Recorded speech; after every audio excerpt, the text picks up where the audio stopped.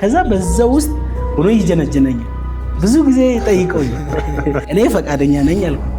ለሶስት ወር ያህል ዝም ብለን እየተከታተሉ መዝሙር ቻልኩኝ፣ ከበሮም ቻልኩኝ። ጌታዬ እናቴን አደራ ሳትጣመቅ እንዳትሞት። ዝም ብሎ ጮሆች ብቻ ሳይሆን እንግዲህ ስንንቀሳቀስ ድንኳን እየተከልን ነው። የክርስቲያናዊ ህይወት ተምሮ እንዲወጣ ዲያቆን ቶማስ እባክህ አንድ 10 ልጅ መልምለህ ላካል። ሰው ከድንቁርና ወደ እውቀት ከባድ ብጥብጥ ተነሳ። ጆሻ እንጃ ብቻ እኔ አላውቅም። በቃ ልቤ ወደዛ ለመሄድ ምንም አልፈልግም። ቻይናው ሲማሩ አውሮፓ ሲማሩ እየሰራው ነበር። በቃ የብሔር በቃ የሃይማኖት ብጥብጥ ተነሳ። ብቻ እንጃ እኔ አላውቅም ምን እንደሆነ ግን አላውቅም። ብቻ ሰውን ነው እንጂ መገንባት የሚፈልጉ ሰውን ማፍራስ ላይ ትኩረት አያደርጉም። በቃ ለአንድ ክርስቲያን እምነቱ እንዲቀይር 5 ፍየል ከዚህ በፊት ጉባኤ ቤት ሲማሩ የነበሩ ሰዎች ያውቃሉ፣ ይታወቃል። በችግር ውሻ ከኋላ እየተነከሰ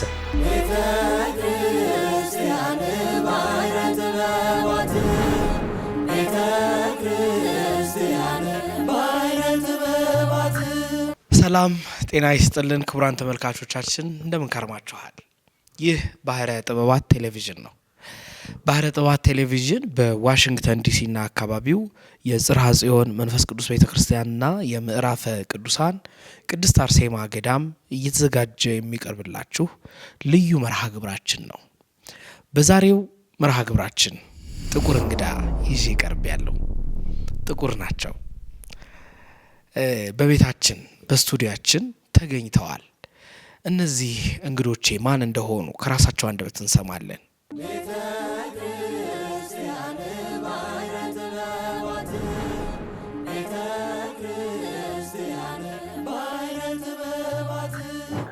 ስሜ ዲያቆን ቶማስ ጓሹ እባላለሁ። የመጣሁኝ ከቤኒሻንጉል ጉሙዝ መተከል ዞን ሀገረ ስብከት። ስሜ ዲያቆን ንጉሴ ሌው እባላለሁ። የመጣው ከቤኒሻንጉል ጉሙዝ ከመተከል ዞን ከግልገል በለስ ከተማ። ያው እንግዲህ አሁን ስራዬ ለጊዜ ስራ አልያዝኩም፣ ገና ተማሪ ነኝ። ይህን መርሃ ግብር የምትከታተሉ ሁሉ ባላችሁበት ሰላማችሁ ይብዛ እያልን መርሃ ግብሩን በማቅረብና በማዘጋጀት አብሬያችሁ የምቆየው እኔ መምህር ዶክተር ቴዎድሮስ ለገሰ ነኝ። እስከ መርሃ ግብራችን ፍጻሜ ድረስ አብራችሁን ቆዩ።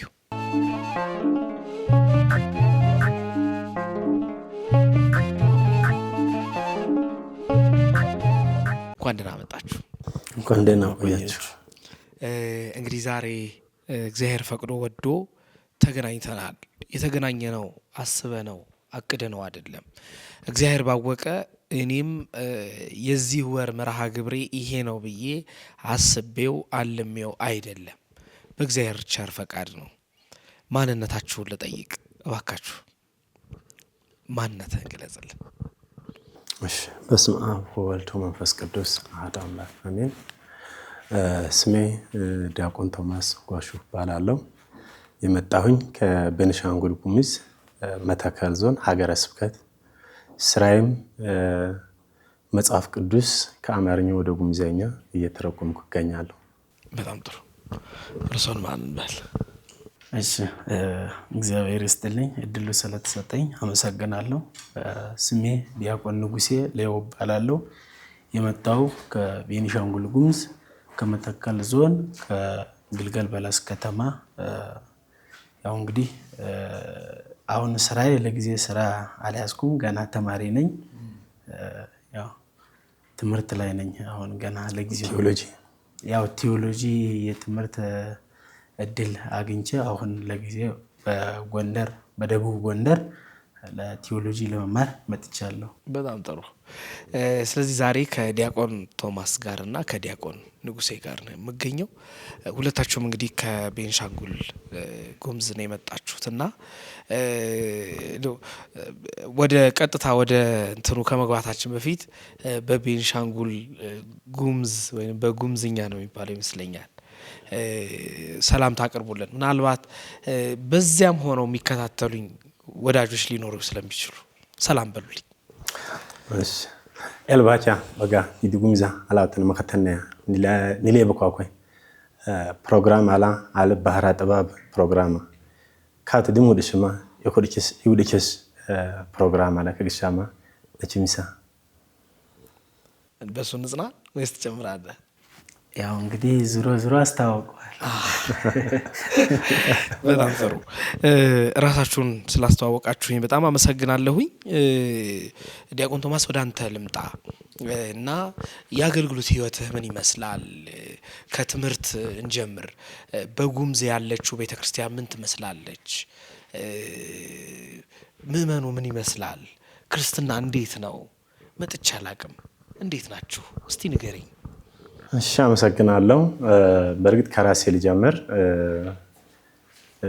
እኔ ወደ ክርስትና የመጣሁኝ የ16 ወጣት ሆኜ ነው የመጣሁኝ። ካደኩ በኋላ ነው ክርስትና የተቀበለው። ከዚህ በፊት ቤተሰቦቼ በሙሉ አልተጠመቁም፣ ግን ክርስቲያን ይላሉ። መስቀል ሁላ በአንገታቸው ላይ ያደርጋሉ። እኔም ራሴም በአንገቴ ላይ መስቀል አደርጋለሁ። ግን የስላሴ ልጅነትን አልተቀበልንም እስከ 16 ዓመት ድረስ። ከዛ በኋላ ወደ ካማሽ ጴጥሮስ ወጳውሎስ የሚባል ገዳም እዛ አንድ ወንድማችን አባ ገብረ ኪዳን ነበረ። አሁን አባ ገብረ ኪዳን ሆነዋል፣ መንኩሰዋል፣ ዲያቆን ነበሩ። እዛ እየሄድን አትክልት ሁላ እየኮተኮተን ለገዳሙ ማለት ነው እናግዛቸው ነበረ። እኔ ወጣቶችን እያስተባበርኩ እዛ አዳሪ ትምህርት ቤት ነው ሄድኩኝ ካማሽ ማለት እና እያግዝ ነበረ እና ከዛ ያስተምረናል ዓላማዊ ትምህርት እና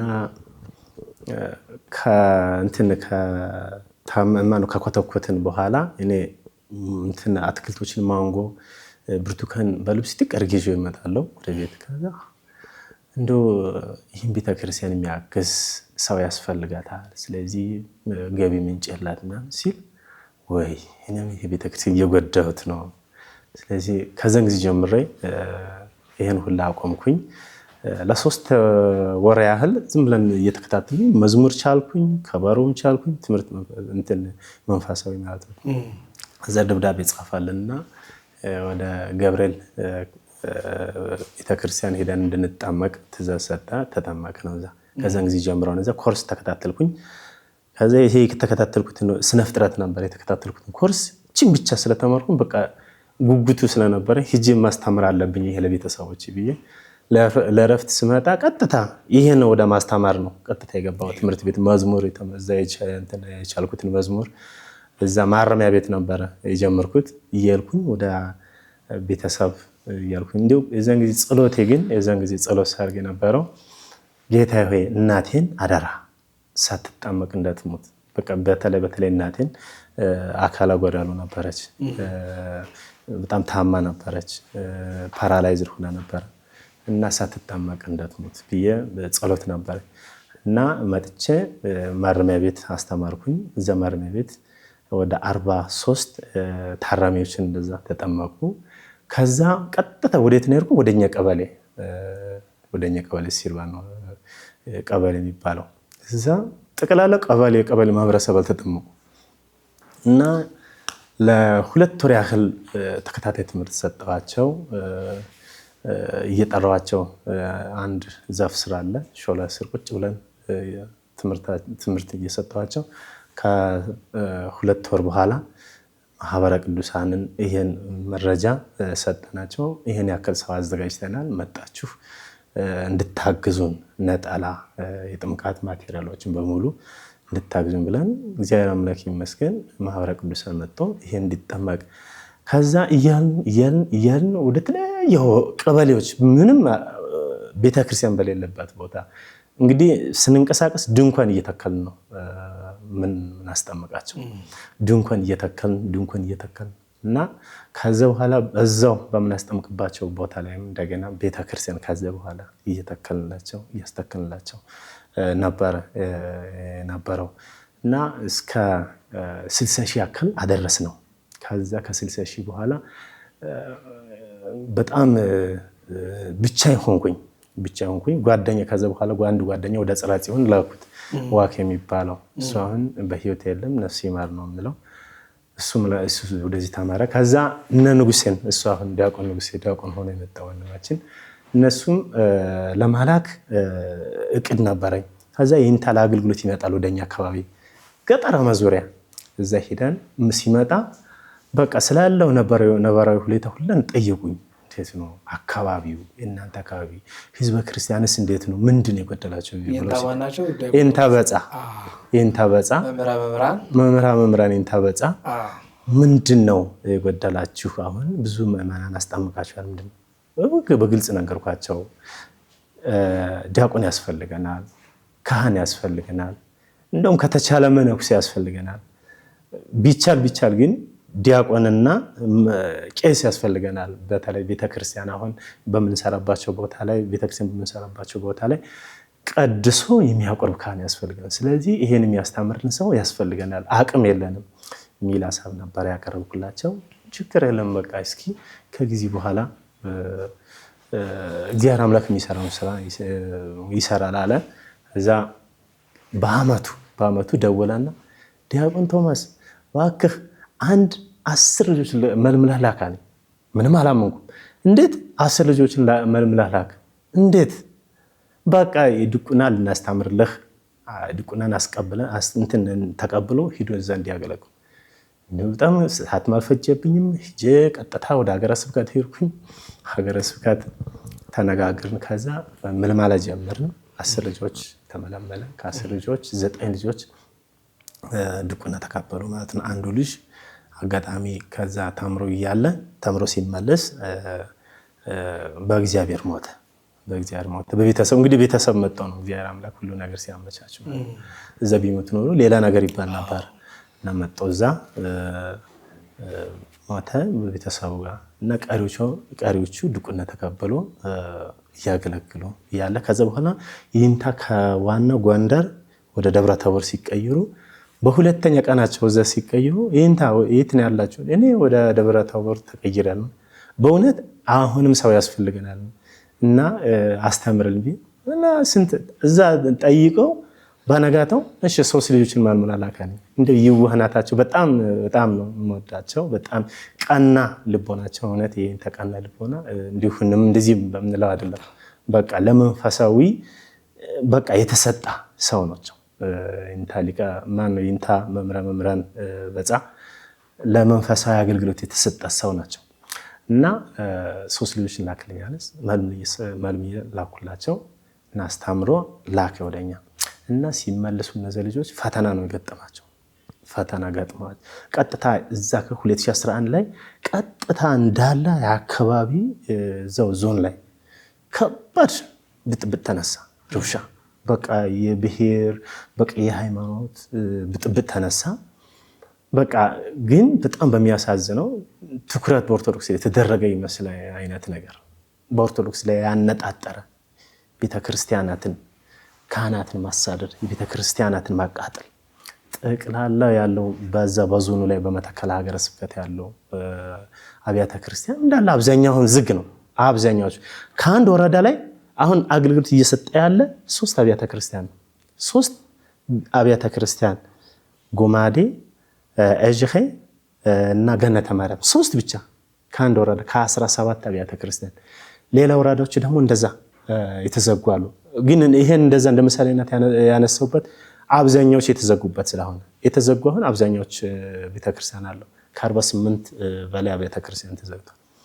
እና አሁን ይሄ ምንድነው በጣም ሰው ያስፈልጋል። ለዛ አሁን ዲያቆናት ያስፈልጋል። ዲያቆናት በተደጋጋሚ በተለይ እኔ አሁን ሁሌ ጸሎቴ በቃ እግዚአብሔር ሆይ ዲያቆናትን ባክ ጌታዬ ሆይ ዲያቆናትን ቄስን ከቄስ አልፎ መነኩሴ ሆኖ ጳጳስ ይሄን ህዝብ የሚባርክ ይሄን ህዝብ የሚንከባከብ ያስፈልገናል የሚል ጸሎቴ ነው ምኞቴ ነው ሁሉ ጊዜ ማለት ነው።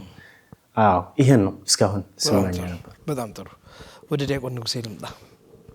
ዲያቆን ንጉሴ የአገልግሎት ህይወት የትምህርት ህይወት ምን ይመስል ነበር? እስኪ ንገረኝ። ከፀይ ባባ ከፀይ ድዋ ከፀይ ምጅት ግፍጫ ቤታ ምሳ አሜን። እግዚአብሔር ይስጥልኝ እስከዚህ ሰዓት በቸርነቱ ጠብቆ ለዚህ ለተቀደሰ ዓላማ በተቀደሰ ስፍራ ያሰባሰበን አምላክ ስሙ ዛሬም ዘወትርም የተመሰገነ ይሁን። እድሉ ስለተሰጠኝ አመሰግናለሁ። እንግዲህ የትምህርት ሁኔታ እንዴት ነበር ለሚለው ጥያቄ የትምህርት ሁኔታ ጥሩ ነበር። እንግዲህ ማለት የትምህርቱ ሁኔታ ሲባል አሁን የዓለማዊ ነው የመንፈሳዊ ነው የሚል አንተ የፈለከው መግለጽ ትችላለህ። ብቻ ንጉሴ ማን ነው የሚለውንም ለማወቅ እንዲመቸን ነው። እሺ እግዚአብሔር ይመስገን። እንግዲህ ማለት ሁሉ ነገር እግዚአብሔር ሲፈቅድ ነው የሚሆነው። መቼም ቢሆን እኛ ስለፈለግን አይደለም፣ እግዚአብሔር ሲፈልገን ነው። መቼም ቅዱስ ጳውሎስ በታሪኩ እንደተማርነው ቅዱስ ጳውሎስ መጀመሪያ ክርስቲያን ሲያሳድድ የነበረ ሰው ነበር። ኋላ እግዚአብሔር ታሪኩ ሲቀይረው ግን ምርጥ ዕቃ እስከሚባል ድረስ ደረጃ ደርሰዋል። እና ሰው እግዚአብሔር ከእናቱ ማህፀን መርጦ ለስራ ለአገልግሎት እሱ እንዲያገለ ማለት ህዝቡ በሱ እግዚአብሔር በሱ ላይ አድሮ ለህዝቡ እንዲያስተምር ሲፈልግ ያመጣል ወደ ተለያየ ቦታ ማለት ነው፣ ወደ ጥሩ ቦታ። ግን እሷን ታሪኩን ትንሽ የመጣውበት ታሪክም ጠቅስላችሁ በዛው ከትምህርቱ ጋር ተያይዘው እንዲመጣልኝ ብዬ ነው። እና አሁን ጥያቄው ማለት ታሪኩ ምንድነው? አሁን ዲያቆን ቶማስ እንዳለው እኔ በእርግጥ ትልቅ ከሆንኩ በኋላ ነው ክርስትናን የተነሳው። 16 ዓመት ከሞላኝ በኋላ ነው የተነሳው ክርስትና። እና ደስ ይላል ማለት ከዚህ በፊት ምንም ማውቀው ነገር የለም። ክርስትና ሃይማኖት የሚባል ነገር አላውቅም በእርግጥ። እና የ16 ዓመት ወጣት ከሆንኩ በኋላ ነው ክርስትና የተጠመቁኝ። እንዴት መጣ ወደ ቤተክርስቲያን? ከዛ እንዴት እንደመጣው ማለት ሰው መጀመሪያ ወደኛ ቀድሞ የገቡ ፕሮቴስታንት ናቸው። ፕሮቴስታንት ቀድሞ ነበር የገቡ። ቀድሞ ሲገቡ በሄሊኮፕተር ነበር የሚሄዱ። የመኪና መስመር በዛን ሰዓት አልነበረም። እነሱ ቀድሞ በሄሊኮፕተር ሂዶ ያርፋሉ። ከዛ በኋላ ፈረንጆች ማለት ነው ሂዶ ያስተምራሉ። ከዛ እነሱ ሂዶ እንደዛ እያስተማሩ ፈረንጁ አንድ ቀን ለእንትን ይሄ የሱ የአትክልት የጓሮ አትክልት ለማጠጣት በውሃ ለማጠጣት ቀጥሮኝ ነበር። ለ2 ወር እየሰራው ነበር። ከዛ በዛ ውስጥ ሆኖ ይጀነጀነኛል። ብዙ ጊዜ ጠይቀውኛል ፈረንጁ ራሱ። አንድ ጊዜ ወደ ትምህርት ቤት በመኪና ይወስዱኛል፣ አንድ ጊዜ ወደዛ ወደ ቸርቻቸው ይወስዱኛል በመኪና። ከዛ በኋላ እዛው ቸርቻቸው ልደርስ አካባቢ እወርዳለሁ። እኔ ወደ ትምህርት ቤት ተመልሼ ኳስ ጨዋታ እሄዳለሁ። እንደዛ እያደረጉኝ ብዙ ጊዜ ይጠይቁኛል። ከዛ በኋላ ግን አይ እኔ አልሄድም አልገባም አልኳቸው። ብዙ ጊዜ ጠይቀውኛል ፈረንጁ፣ አልገባም አልኳቸው። ከዛ በኋላ እንደ እግዚአብሔር ፈቃድ ሆኖ አንድ ወንድም አለ ከዲያቆን ቶማስ ጋር እንጃ ብቻ እኔ አላውቅም። በቃ ልቤ ወደዛ ለመሄድ ምንም አልፈልግም። ምን እንደሆነ ግን አላውቅም። እግዚአብሔር በሚያውቀው ነው እንግዲህ እኔ አላውቅም። ከዛ አንድ ወንድም ነበረ ከዲያቆን ቶማስ ጋር አብሮ ተምሮ የመጣ ልጅ ነበረ። ከዛ ወዲያው እኛ ኳስ እየተጫወተን ያለ ከዛ በኋላ አጨበጨበና ዝም በሉ አለ። ዝም ብለን ኳሱ አቆመ። ከዛ በኋላ ነገ ምናልባት እኔ አሁን ኦርቶዶክስ መሆን የሚፈልግ ሰው ለማስተማር ነው የመጣው እና ኦርቶዶክስ መሆን የምትፈልጉ ሰዎች ካላችሁ ነገ መጣችሁ መመዝገብ ትችላላችሁ ሲሉን እንደዛ ብለው ሲያውጅ እዛው ኳስ ሜዳ ላይ እኔ 2 እጄን አውጥቼ ነው ሩጬ የነገርኩት። እኔ ፈቃደኛ ነኝ አልኩት። ታውቅ ነበር ማለት ነው ስለ ኦርቶዶክስ? ብቻ እንጃ እኔ አላውቅም ምን እንደሆነ ግን አላውቅም። ብቻ ልቤ በቃ ኦርቶዶክስ ለመሆን ትፈልጋላችሁ ብሎ ሲጠይቅ መጀመሪያ እኔ ነው ለሱን እጄን አውጥቼ የሰጠሁት ማለት ነው። እንደዛ ሆኖ ተጠመቁ 16 እድሜን ማለት ነው። ከዛ በኋላ እንግዲህ እግዚአብሔር በዛም ሆኖ ከዲያቆን ቶማስ በሚገርም ወደ እነሱ እንትን አይሄድም፣ መኪና አይሄድም። ወደዛ ከዚህ አዲስ አበባ ተላክ አብራን ሄድ ነው ሉክ ተልከን ወደ እነሱ ማለት ነው። እዚህ ሲላክ ለአንድ መነኩሴ ነበር አስታውሳለሁ። እስጢፋኖስ ቤተክርስቲያን አስተዳዳሪ እሳቸው ሲያቅታቸው በምንድነው የተጫኑ? በበቅሎ ነው። እንግዲህ በጣም ርቀት የአራት ሰዓት እግር መንገድ ጉዞ ነው ወደ እነሱ ማለት ነው። እስከ መኪና መስመር ነው የአራት ሰዓት እግር መንገድ ጉዞ ሄዳን እነሱ ለመጥመቅ የዛን ጊዜ ነው እሱ የተጠመቁ ማለት ነው። እና እንደዛ ሆኖ እግዚአብሔር ከማህበረ ቅዱሳን ላይ አድሮ ከዛ በኋላ ዲያቆን ቶማስ አስተማሩት፣ ለጥሩ ደረጃ ደረሱት። ከዛ በኋላ እንግዲህ ካሉ አባቶች ከኢትዮጵያ ውስጥ ካሉ አባቶች ላይ እግዚአብሔር አድሮ ዲያቆን ቶማስ አፈሩ።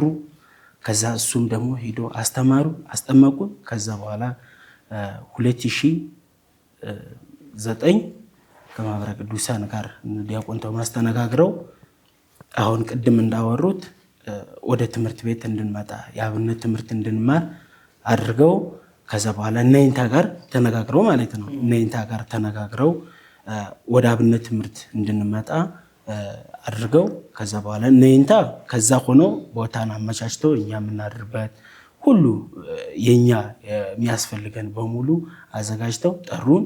ሂደን ተማር ስንማር ብዙ ያጋጠሙን ችግሮች አሉ። እንግዲህ አንደኛ እኛ አሁን የአፍ መፍቻ ቋንቋ ጉምዘኛ ነው።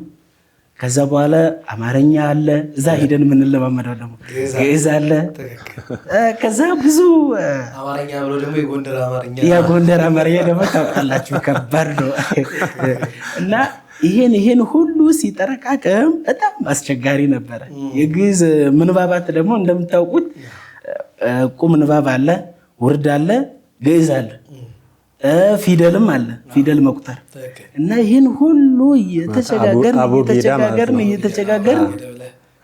ስናነብ ከዛ በኋላ እዛ ውስጥ እንግዲህ ሁለተኛ ቋንቋ ከመሆኑ አንጻር በጣም ያስቸግረን ነበረ። በእርግጥ ትምህርቱ ዲበ ምድር የሚለውን ካለማወቅ ወይም ከቋንቋ ከባድ ከመሆኑ የተነሳ ዲበ ምድር የሚለውን ዳቦ በምድር ብለን አነባለው።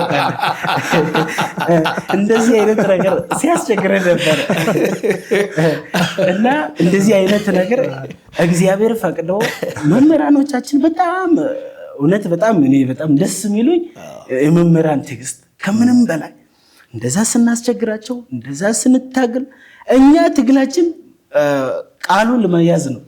እነሱ ደግሞ ቃሉን ለማስጨበጥ ይታገላሉ፣ እኛም እንታገላለን።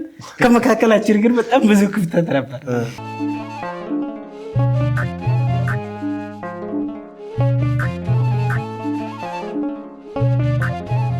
ምን ያክል ምዕመናን ሰፉ? እንዴት ነው እስቲ? አዎ በእርግጥ የዛን ጊዜ እነሱ እንደተመለሱ 60,000 ማነው ከመሄዳቸው በፊት ወደ 60,000 ነበር። ከዛ በኋላ እነሱ ከተመለሱም በኋላ በመሃል እያስተማርን ከተመለሱ በኋላ ወደ 86,000 ምዕመናን አስጠመቅን። ግን ይሄ የምናጠምቀው በፈተና ውስጥ ነው። ከተማ የመጡት ከገጠር እንደዛው ተሰዶ ይሄ የብልጽግና ቤተሰብ ነው። ይሄ እንደዚህ ነው ተብሎ ወደ ከተማ ተሰዶ የመጡ ወደ ተለያየ ከተማ አሁን በተለያየ ወረዳዎች እዛ እየሄድን ትምህርት እየሰጠ ግን ይሄ እንደስል እኔ አይደለም እንትን ያለው እግዚአብሔር ነው በራሱ እና በወንድሞችን እኔ ብቻዬም አይደለሁም ከወንድሞቼ ጋር በመተባበር እኛ ስራ የማስተባበር ስራ ብቻ ነው። አስተባብሮ በቃ ማዘጋጀት ለጥምቀት ትምህርት መስጠት እንደዛ እንግዲህ እግዚአብሔር አምላክ በአመቻቸው መንገድ እንዲጠምቅ ወደ 86,000 ህዝብ አሁንም ዛሬ ከስመጣ ማለት ነው ሳምንት ማን ነው ከዚህ ወደዛ ስመጣ 5 ነን እኛ የተጣላብን። አሁን በራሳችን እዛ እቅድ እናቅዳለን። በአንደኛ ሩብ ዓመት አንደኛ ሩብ ዓመት አልፏል። በሁለተኛ ሩብ ዓመት አሁን 1500 ለማስጠመቅ እቅድ ይዘናል። አሁን በሁለተኛ ሩብ ዓመት 5 ነን እኛ 300 ምዕመናን ማምጣት አለብን። ከዛው ደግሞ ከተቻለ ደግሞ ከሌላ እምነት 50 የሚል እንትን እቅድ ይዘናል። 50 300 ምዕመናንም እንደዚህ አቅደናል። እነዚህ ይሄን እቅድ ለመፈጸም ደግሞ አቅም ያስፈልጋል። አቅም ያስፈልጋል፣ መንቀሳቀሻ ያስፈልጋል። እኛ አሁን በጣም የተቸገርንበት አለ። ማህበረ ቅዱሳን በእርግጥ ከዚህ በፊት ሞተር ሳይክል ወደ 4 ሞተር ሳይክል ገዝቷል። ከቆይታም የተነሳ አሪስ አሁን ቁሟል። አገልጋዮች በገጠር ስለሚጓዙበት አሁን ወጪ ብቻ ነው የሚበዛ በዛ ሞተር ላይ ወጪ ብቻ የተወሰነ ትጓዛለህ፣ ወጪ እንደዚህ እየሆነ ነው ያለ እና በጣም ከመጥመቁ ይልቅ ደግሞ ከምንም በላይ የማጽናቱ ስራ በጣም ያስፈልጋል አሁን። ምክንያቱም ፈተናዎች አሉ። ሌላ እምነቶች አሁን ይህን ያክል ህዝበ ክርስቲያን ስናስጠምቅ በጣም ትኩረት አድርገው በተለይ አባይን ምክንያት አድርገው ወደዛ የሚመጣውን ፕሮጀክት ወደዛ የሚመጣው የተለያየ ኤንጂኦዎች በኤንጂኦዎች ስም የተለያየ እምነትን ወደዛ ይመጣሉ እና የማጽናት ስራ በጣም ያስፈልገናል። የማጽናት ስራ ለማስራት ደግሞ ትራንስፖርት ያስፈልጋል። አሁን እኛ በጣም እየተጎዳና በቃ እውነቱን የምናገረው የኢኮኖሚ ችግር ነው። በጣም እየተቸገርናል። በኢኮኖሚ በጣም ተጎድተናል እኛ። በተለይ ቤተክርስቲያናችን ሀገረ ስብከቱም እንደሚታወቀው በጀት የለም ነው የሚሉ የተያዘ በጀት የለም። ማህበረ ቅዱሳንም ይህን ያክል በአሁን ሰዓት በጀት እየተቀዛቀዘባት ሁኔታ ነው ያለ። በአሁን ሰዓት ትራንስፖርት በቃ በጣም ክራውድድ የሆነ ትራንስፖርት በጣም ጨመረባቸው። በምንችለው ያክል ማህበረ ቅዱሳን ይተባበረናል። አሁን ቅድም 5 ልጆች ያልነው የማህበረ ቅዱሳን ድጓማ መምህራኖች ናቸው። የሚከፈላቸው 2000 ነው በወር ነው። እንግዲህ 2000 ደሞዝ ነው የሚከፈላቸው፣ ድጓማ ነው የሚከፈላቸው። እንግዲህ ለዕለት ጉሮሮ ወይስ ለትራንስፖርት የሚለው ነገር ስታየው በጣም ይከብዳል እና ተጨማሪ ትራንስፖርት ነገር ያስፈልጋል። እሱም ብቻም አይደለም የሰባኪያን ወንጌልም ህይወትም ራሱ መጠየቅ ማወቅ ራሱ ትልቅ ነገር ነው። ምን ይበላሉ እነዚህ ሰዎች ሲሄዱ ሲደርሱ? በእርግጥ ስንሄድ ከማህበረሰቡ አንዳንድ ነገር እናገኛለን። ቦርዴ ይሰጡናል። ቦርዴ ማለት ኮራፌ እንደ ወተት የሚጠጣ ቦርዴ ይሰጡናል። ገንፎ አጋጣሚ በጣም ደግነቶች ካሉ አዘጋጅቶ ይጠሩናል። እዛው ምናደር ከሆነ በቃ ተቸግራንም አናውቅም። እዛ ገጠር ውስጥ ግን ከተማ ላይ ስናልፍ ከከተማ ወደ ከተማ ስንሄድ አልጋ ያስፈልጋል። እዛ ደግሞ ምግብ በግዢ ነው። እንደዚህ አይነት ነገር የሚሰጠን ደግሞ የምንንቀሳቀሰው ደግሞ በዛው እንትን ብቻ ነው። የወር ደመወዝ ነው እንግዲህ 2000። አሁን ወደ ወንበራ ትራንስፖርት የአንድ ጊዜ ትራንስፖርት ብቻ 550 ነው። መሄጃ ብቻ መመለሻ 550 ወደ 1100። ስለዚህ በወር የምታገኘውን እንትን አይተካም እና እንደዚህ አይነት ነገር አለ። እንደገና ወደ ጉባ ወራዳዎች በጣም ጠራፋማ ከመሆኑ የተነሳ ይፈልጉናል። ደግሞ እኛ መድረስ አልቻልንም።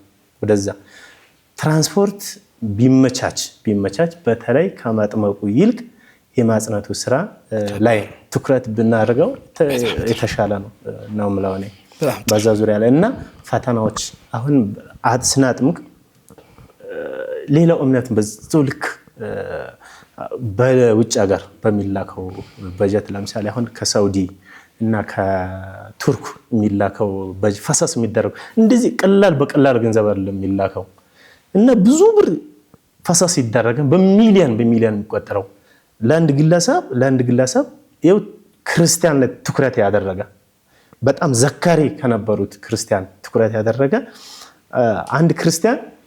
ለአንድ ክርስቲያን እምነቱ እንዲቀይር 5 ፍየል ከነ ልጆቹ እንትን ካለ ይጨምራል።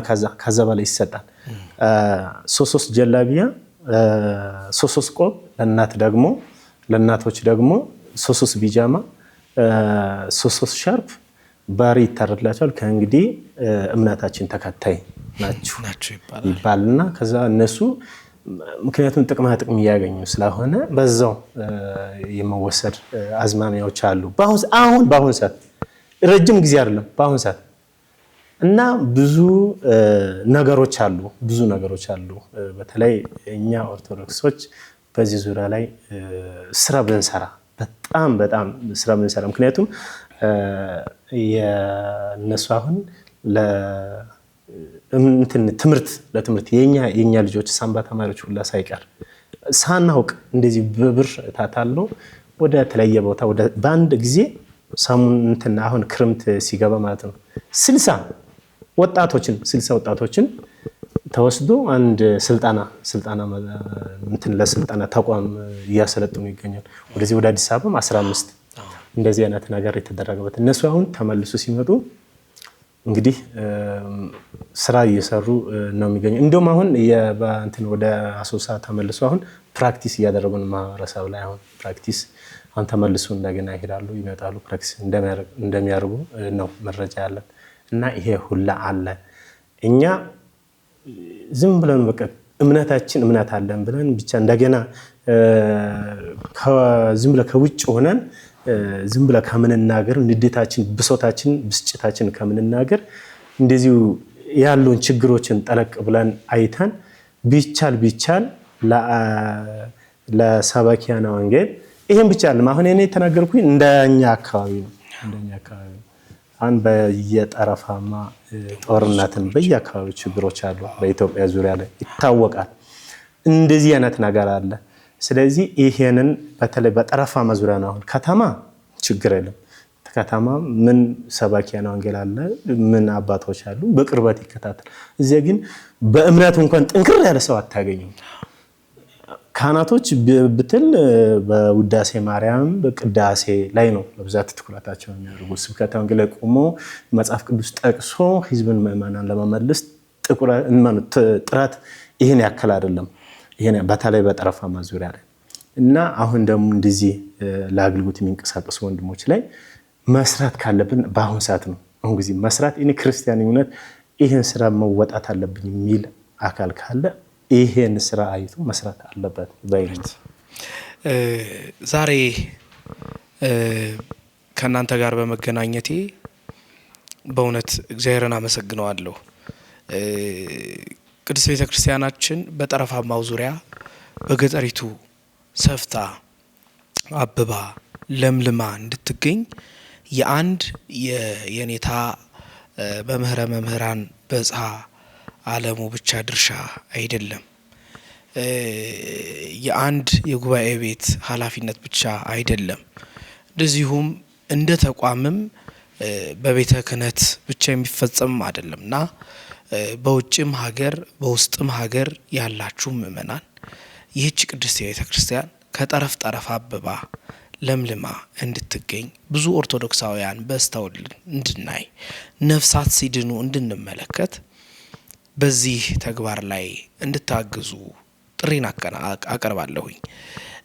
ዛሬ ግን ያገናኘን የመጨረሻ መጠቅለያ የምናደርገው በየኔታ መምህራን በጽሐ ዓለሙ በደብረ ታቦር መድኃኔ ዓለም መምህር ናቸው። እሳቸው የአራቱ ጉባኤያት መምህር ናቸው። በእሳቸው ይፋ የተደረገ በጥቅምት 16 ይፋ የተደረገ ፕሮጀክት አለ እና የዚህ ፕሮጀክት ተካፋይ ናችሁ እናንተ። ከጎኔ ያለው ዲያቆን ንጉሴ የወደፊቱ ቀሲስ ንጉሴ በሳቸው እጅ ለ3 ዓመታት በጎንደር በማዕከላዊ ጎንደር ሲማር ነበረ። አሁን ደግሞ የቴዎሎጂ ስኮላርሺፕ አግኝቶ ወደ የኔታ ጋር ገብቶ ደግሞ የእንታ በጽሐ ጋር እየተማረ ይገኛል። ቶማስም እንደዚሁ ደግሞ ዲያቆን ቶማስም በርከት ያሉ ልጆችን በማፍራት ይገኛልና የኔታ ፕሮጀክት ምን ይመስላል? እንዴት አያችሁ? ጠቃሚ ነው ወይ? ይህንን ደግሞ ለምእመናን በጣም በጥሩ ሁኔታ እስቲ ፕሮጀክቱ ምን አይነት እንደሆነ ይፋ አድርጎልን። እሺ እግዚአብሔር ይስጥልኝ። እንግዲህ የኔታ ፕሮጀክት እውነት ማለት የኔታ ብቻ ሳይሆን ይሄን ፕሮጀክት እንዲሰራ ያደረገ መጀመሪያ እግዚአብሔር ስላሳሰባቸው። ትክክል። አዎ ማለት አንድ የኔታ በእግራቸውን ሂደው የአገልግሎት በገጠራማ በኩል ያለው ክፍተት በአይናቸው አይተው ይህን ሁሉ ስራ ለመስራት እግዚአብሔር ያነሳሳቸው። ትክክል። ሁላችንም እንደዚህ አይነት ስራ መስራት ያስፈልጋል። ማለት ያለው ችግር ጠለቅ ብለን ማየት ያስፈልጋል። እና እንደዚህ አይነት መንፈሳዊ ተነሳሽነት እንዲኖረን እንደዚህ አይነት ጠለቅ ብለን የቤተ ክርስቲያናችን ችግር ማየት ያስፈልጋል። እና ምን ለማለት ፈልጌ ነው እነይንታ እንደዚህ አይነት አገልግሎት ማለት አገልግሎት ሰፊ የሚሰጥበት ያቀዱበት የቤተ ክርስቲያን ችግር አይተው ይሄ ችግር የእንታ ብቻ ሳይሆን የሁላችን ነው። የሁላችን ችግር ስለሆነ ሁላችንም እንግዲህ በዓለም ውስጥ ስንኖር ብዙ ፈተና እንዳለብን እግዚአብሔር አምላካችን መድኃኒታችን ኢየሱስ ክርስቶስ ነግረውናል። ችግር እንደሚያጋጥም ብዙ ፈተና እንዳለብን ነግረውናል። ስለዚህ ይሄን ፕሮጀክት ቢሰራበት እውነት ሁላችንም ክርስቲያን እንደመሆናችን መጠን ክርስቲያን እንደመሆናችን እንደ ልጅነታችን ሁላችን ተነሳስተን ይሄን ፕሮጀክት በሐሳብ ማገዝ፣ በጉልበት ማገዝ፣ በገንዘብ ማገዝ ይሄን ፕሮጀክት ሁላችንም ተረባርበን ተሰርቶ ለአገልግሎት በቅተው በየዓለም ያሉ ህዝበ ክርስቲያኑ መጥተው ተምረው ሊቃውንቱ ሆኖ ወደ የሀገራቸው ተመልሶ ሂዶ ቤተክርስቲያናቸው አቀንተው እንዲያስተምሩ እንዲያጠምቁ በተለያዩ በሚችሉት አቅም ቤተክርስቲያን ረድተው በማስተማር በማጥመቅ በተለያዩ ነገር እንዲያስተምሩ ቤተክርስቲያናችን እንዲያቀኑ ማየት የምንፈልገው። ይሄን ሁላችንም 5 ህንጻ ነው አይደል? አሁን ይሄን ህንጻ ተገንብቶ በተለያዩ ዓለማት ያሉ ህዝብ መጥተው እዚህ እንዲማር ነው እንግዲህ ፕሮጀክቱ የተቀረጸ። የሚማሩትም የአብነት ትምህርት ነው። የአብነት ትምህርት ተምረው ራሱን አውቀው ዝም ብሎ ጩኸት ብቻ ሳይሆን ጩኸትም አንድ ጎን ላይ ተምረው እንደገና የስብከት ዘዴ የክርስቲያናዊ ህይወት ተምሮ እንዲወጣ ነው የተፈለገው። ያን ሁሉ ራሱን ችሎ ቆሞ ሰው እንዲያቆም ነው የሚፈለገው። እና ይሄን ሁሉ ስራ ሰርቶ ይሄን ፕሮጀክት ሁላችንም ተረባርበን ይሄን ፕሮጀክት ጨርሰን ወደ አገልግሎት ገብቶ ከዚህ ፕሮጀክት ላይ ወይም ከዚህ አብነት ትምህርት ቤት ላይ ተምሮ ወጥቶ ነገ ህዝበ ክርስቲያን ፊት ቆሞ አስተምሮ ሰብኮ ህዝቡን አጥምቆ የሚወጡ ልጆች ነው ማየት የምንፈልገው። ሰው ከድንቁርና ወደ ዕውቀት ከጨለማ ወደ ብርሃን እንዲወጡበት ነው እንግዲህ ተስፋችን። በዚህ ትክክል ነው ወንድማችን ገልጾታል። በእርግጥ ይሄ አዲስ ነገር ነው፣ እንግዳ ነገር ነው። በኢትዮጵያ ደረጃ ተሰርቶም ተደርጎም ያልታወቀ ነገር ነው። እንግዲህ እንደዚህ አይነት ነገር ፕሮጀክት በአባቶች መቀረጹ ለእኔ እንደ ድንቅ ነገር ነው ማየው። ምክንያቱም ይሄን ሳየው ከዚህ በፊት እንደምናውቀው አባቶች የሰሩትን ታሪክ ነው የምናውቀው። እና ላሊበላ እና አክሱም ጽዮን እና ብዙ ታሪኮች አሉ ብቻ በአባቶች የተሰሩ እና ይሄ ነው ስናወራ የነበረው። ግን አሁን ይሄ በመሰረቱ አዲስ ታሪክ ነው እየተሰራ ያለ። ትውልድን መገንባት በዘመናዊ መንገድ ትውልድን መገንባት እንደው ይተየኝ ነበረ። በጣም ነው ይተየኝ። በዛ ትምህርት ቤት ላይ ቻይናውያን ሲማሩ፣ አውሮፓውያን ሲማሩ፣ አፍሪካውያን ሲማሩ፣ የተለያየ አይነት ዜጋ እዛ ትምህርት ቤት ላይ ሲማሩ በጣም ይተየኝ ነበረ። እንደው ይሄ መጀመሪያ ሐሳብ እንደው እውነቱ ድንገራችሁ ይሄን ሐሳብ ራሱ እንዲነሳሳ ያደረግነው ይሄን ታገር መጀመሪያ ለስብከት እኛ ጋር ሲመጣ ነው። እኛ ጋር ቅድም ለመጥቀስ ሞክሬያለሁ። ዳንጎር ወረዳ የሚባል ገጠራማ ጠረፋማ ዙሪያ ይመጡ ነበር። በአይናቸው ያለን ችግር ሁሉ አዩ። ከዛ ለእነዚህ ሰዎች ምን ያስፈልጋቸዋል ብሎ ጠየቁ። ምን እንደሚያስፈልጋቸው ግልጽ አድርጌ ነገርኳቸው። በዛ እነሱን መለመለው። ከዚህ በኋላ እዛ ስናወራ አብራን ነው ያደርነው አንድ አልጋ ላይ። በቃ እንዲሁ ለማውራት እንዲመች ማታ እስከ 6 ሰዓት ስናወራ ነበረ። በቃ ይሄን ብቻ እንቅልፍ አልወሰደን ያህል ስለ መንፈሳዊ እንግዲህ መንፈሳዊ ህይወት ስታስበው እንቅልፍ አይመጣም። እና እንደዛ ስናስብ እንዲሁ ከቻልነው ጉባኤ ቤት የተሻለ ጉባኤ ቤት ገንብተን ከሱዳን ሁላ ድንበር ተሻጋሪ አገልግሎት እንሰራለን ሚል መፎከር ነበረ ስንፎክ። በእውነት እግዚአብሔር አምላክ በዛ ተነሳስቶ ነው ይሄ ነገር እንዲሰራ ያደረገ እና ምንድነው በዛ ጉባኤ ቤት አሁን በመገንባቱ ማለት ነው የሚማሩ ዜጋ ብቁ ዜጋ የተሻለ በእውቀት የተሻለ ብላን ነው ምናምን ነው በዛ ማለት ነው። ምክንያቱም ከዚህ በፊት ጉባኤ ቤት ሲማሩ የነበሩ ሰዎች ያውቃሉ፣ ይታወቃል። በችግር ውሻ ከኋላ እየተነከሰ ውሻ ንክሰ በልመና ሰውን ፊት በማየት በረሃብ እየተቸገሩ፣ አሁን ግን ይሄ ያከትማል። በዛ ዙሪያ በዛ ማለት ነው የሚማሩ ወጣቶች የሚማሩ ትውልድ አሁን በቃ ህይወታቸው ወደ መንፈሳዊ በቃ ብቻ ቴንሽናቸው ወደዛ ብቻ እንዲሄድ ነው የሚያደርገው። ችግራቸውን አያስቡም፣ ይሁዳቸውን አያስቡም፣ ይለብሱትን አያስቡም። ነገ አልጋ ምን ላይ ልተኛ፣ ዝናብ ይጥልብኛል ይሁን ምን ይሁን ይሄ አያስቡም። በቃ ዳይሬክትሊ ወደ ትምህርት ነው። ከውጭ ዓለም የሚመጡ ዜጎችም በቃ ከነምቾታቸው ነው የሚመጡ ወደዛ ተመችቷቸው እዛ ተመችቷቸው እንደመጡ መጡ። እዚህ ጋር የሚገነባው እኮ ዓለም አቀፍ ነው። በጣም የሚገርም ነገር እንደው የኢትዮጵያ ውስጥ ያለው ዓለም አቀፍ ስኮላርሺፕ እንግዲህ በእንግሊዘኛ ነው ስኮላርሺፕ የሚባለው። በቃ የምሁራን ማፍላቂያ የአብነት ይሄ ሁሉ እንዲሻሙበት ነው። አሁን የዓለም ህዝብ አሁን ይሻማሉ። በእውነት የአፍሪካ ህዝብ እኮ ኢትዮጵያን ወቅሷል በዚህ ዙሪያ ማለት ነው። በእናንተ ምክንያት ከዚህ ነው ኬንያውያን በቅርብ ጊዜ እምነት የተቀበሉ ቀደም ብላችሁ ብትመጡ ኖሮ እናንተ ጎረቤት ሆናችሁ አልደረሳችሁልንም ብሎ ሁላ ወቀሳ አድርጓል። ከእንግዲህ በኋላ እንደርስላችኋለን። አሁን በቃ እየደረስንላችሁ ነው። ይሄን ደግሞ በቃ ማንኛውም ኦርቶዶክስ ክርስቲያን ይሆን እንኳን ኦርቶዶክስ ቀርቶ ማለት ነው ሌሎችን ያጓጓል። እውነት ነው የምላችሁ። ይሄን ቅዱስ ዓላማ እንግዲህ ቅዱስ የሆነ ስራ ነው የሚሰራ። ትውልድ ማፍራት ነው፣ ትውልድ መገንባት ነው። ዱላ ከማያዝ ቀስት ከማያዝ ጥይት መሳሪያ ከማሰብ ጸሎት ውዳሴ መጽሐፍ ቅዱስን ህዝብን የመገንባት ስራ ነው የሚያስቡ።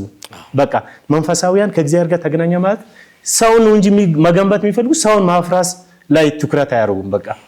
በቃ ሐሳቢነትን መተዛዝን የዛን ጊዜ የሚለምዱ የት ነው መቼ ነው? የዛን ጊዜ ከሌላ ቦታ የሚመጡ ሰዎች ሁላ ከውጭ ልምዳቸው ሁሉ ሼር ይደራረጋሉ። እዛ ግማሾች ምቾታቸውን ያወራሉ፣ ግማሾች ደግሞ ችግራቸውን ያወራሉ።